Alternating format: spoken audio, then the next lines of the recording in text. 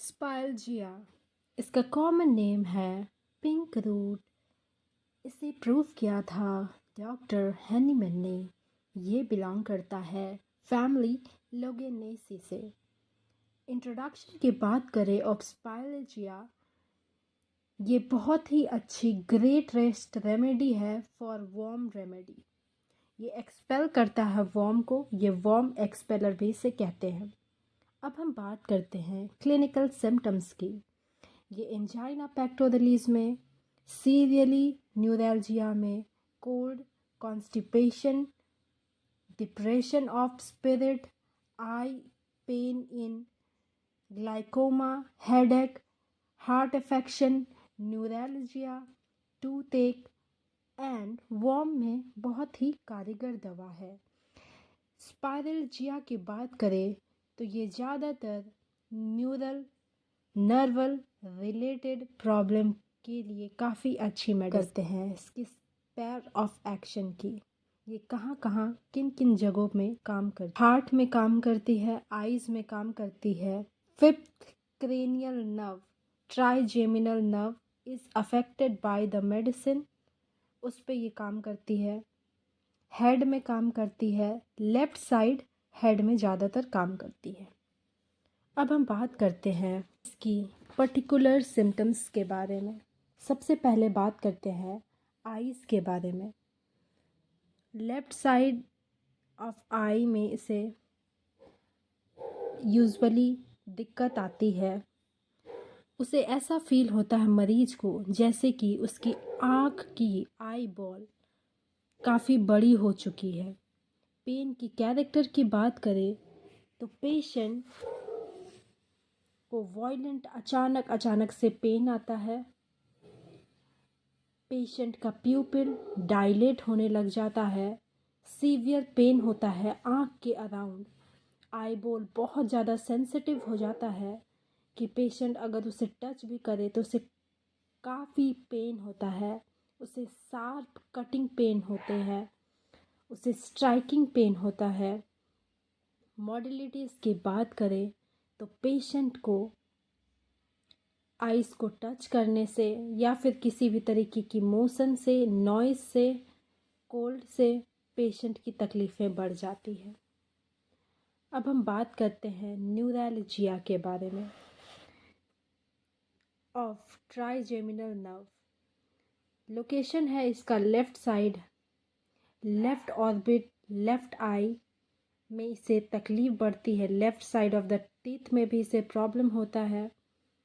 Character of pen की बात करें तो उसे सूटिंग पेन होता है, ऐसा न्यूरैल्जिक पेन होती है। और ये सारी पेन उसके सिर के पिछले भाग में भी ट्रांसफ़र होने लग जाती है।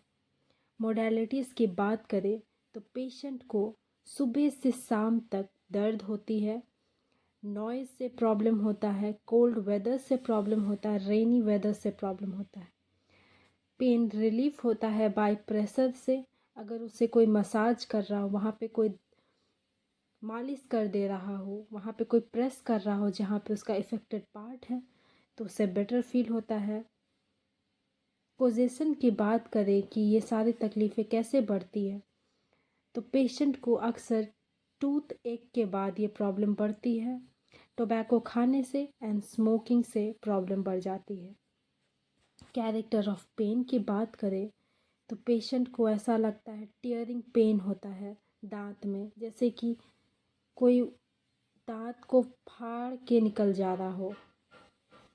कैरेक्टर ऑफ पेन की बात करें तो पेन काफ़ी शार्प होता है, स्ट्राइकिंग पेन होता है और बहुत ज़्यादा सेंसिटिव हो जाता है। उस एरिया को टच करने से उसको और ज़्यादा पेन का महसूस होता है।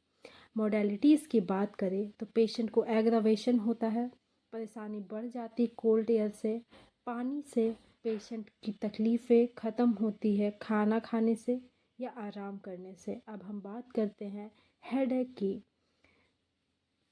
हेडेक का कोजेशन अक्सर मरीज को ओवर ईटिंग ऑफ टोबैको के कारण होता है। पेशेंट की लोकेशन की बात करें हेड की तो पेशेंट को लेफ़्ट साइड में हेडेक होता है और वो स्प्रेड हो जाता है आई की एरिया में, आई की ऑर्बिट के पास।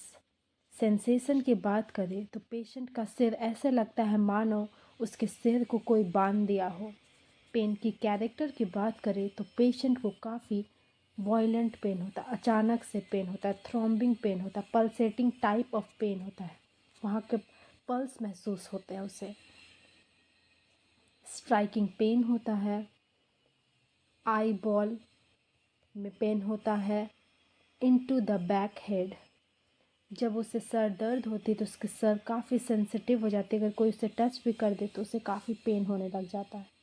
मोडालिटीज़ की बात करें तो पेशेंट को तकलीफ़ें बढ़ती है सुबह के सूरज उगते ही और शाम सूरज ढलने के वक्त।